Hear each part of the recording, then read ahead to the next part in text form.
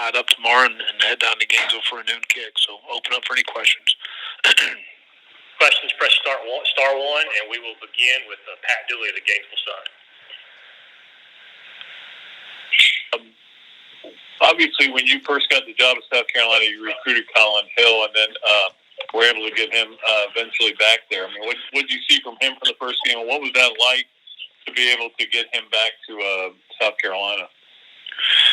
Colin was a guy that we really liked out of Dorman High School up in the upstate when I first got here, and we tried to recruit him. But Mike, he was committed to Mike at the time and wasn't going to be a mid-year transfer, mid-year graduate, and Mike figured out that he better bring him out there mid-year before we got him on an official visit here to South Carolina. So he just, Colin's got a great demeanor about himself. He's a very confident young man, but very humble. He's got big-time arm talent. He's got a great command of what we do offensively. His understanding in the run game, the protections, where to take the ball as far as his progression reads and things. So he's been in this offense now going on his fourth season. So he should be at that point, and he's got really good arm talent. But I think he's an outstanding leader. I think he's really come in. For an older player, especially at that position, to come into a locker room and have the players buy into him like our guys have here, says a lot about him and a guy that's got a tremendous amount of toughness about him. I mean, this guy's been through 3 ACLs, and I think walking in the door, he gained tremendous respect from our team as far as his toughness is concerned. Thanks, Will. All right, Pat, I'll see you. Next is Bob Holt, the Arkansas Democrat. Hey, Will, how you doing today? Good. What's up? Same old. Hey, I think this will be your third time to take South Carolina down to Gainesville since you were Florida's coach. Is this going to be pretty much just like, any other SEC game, or are there still some feelings when you go to Gainesville now? Well, yeah, very fond feelings. We enjoyed our time in Gainesville. We didn't win enough games at the end of the day, but great people, great university, outstanding program. I've been fortunate to have been around a lot of great programs. LSU, Auburn, played at Georgia, here at South Carolina, and Florida. So, I've been very fortunate to have been a part of a lot of great programs in our league. And, I consider myself very lucky with the opportunities we've had. So, very good memories for me. Jeremy Foley and I had a great conversation about 10 minutes before we played last year, came down to my locker room and in the stadium and had a conversation. I'm sure I'll see him there on Saturday. And, some of the faces aren't the same as far as players. None of the guys obviously are there anymore, but a lot of the people in the building that I have a tremendous respect for. And then obviously everybody's having reduced attendance because of it. But Dan Mullen started off his time on the call, basically trying to sell tickets, saying, "Hey, there's tickets available if you want to come to the game." I was a little surprised given Florida's ranking and how well they played. What do you think about that? Could that help you a little bit if it's not even up to whatever the capacity can be now, 17,000 or whatever? Well, again, I think that there is we have a pandemic going on, and I know that we're playing college football, and I'm glad we are, and I do think it's the right decision, and I think it's very, I know I can speak for our place as far as the safety of our student athletes, our staffs, our the people in the building is paramount and the most important thing. But I do think, there's a concern out there in our country with the coronavirus. I think that's still there. It's real, and that's not going away. And I think that's why you're seeing a lot of that right now. Thanks. All right, Bob.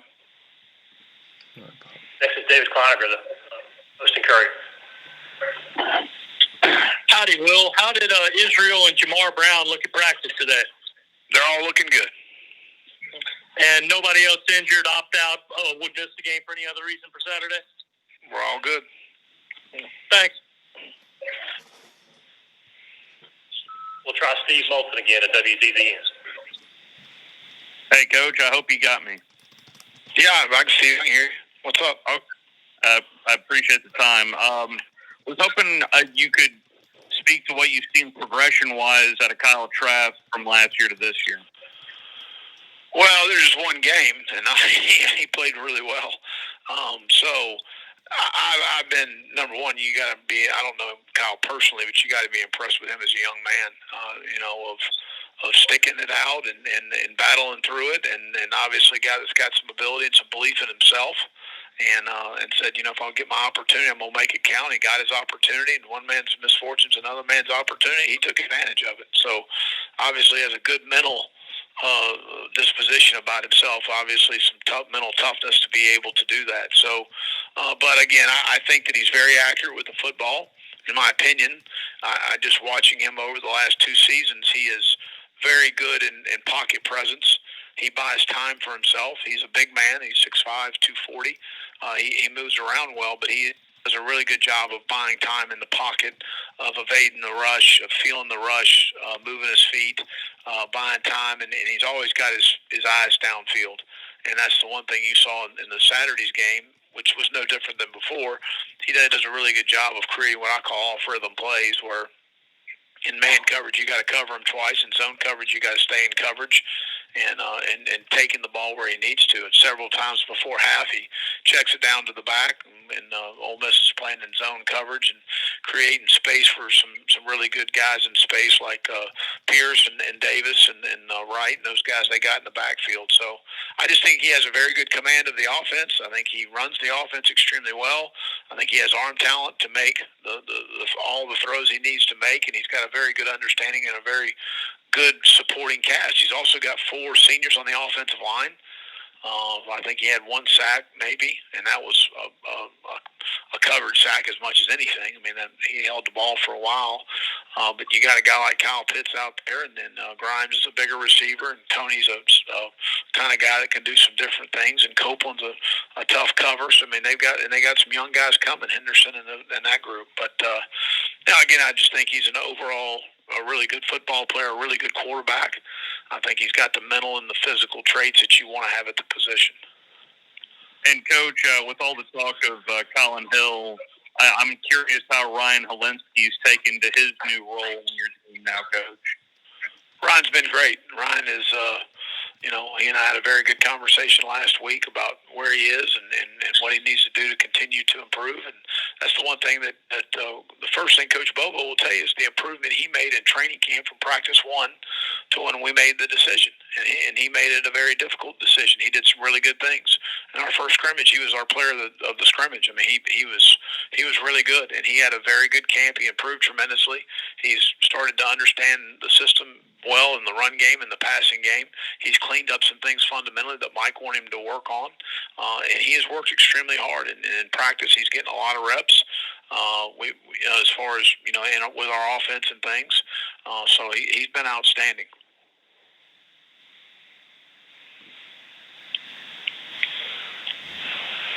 That's going to wrap you up, Coach. Thank you.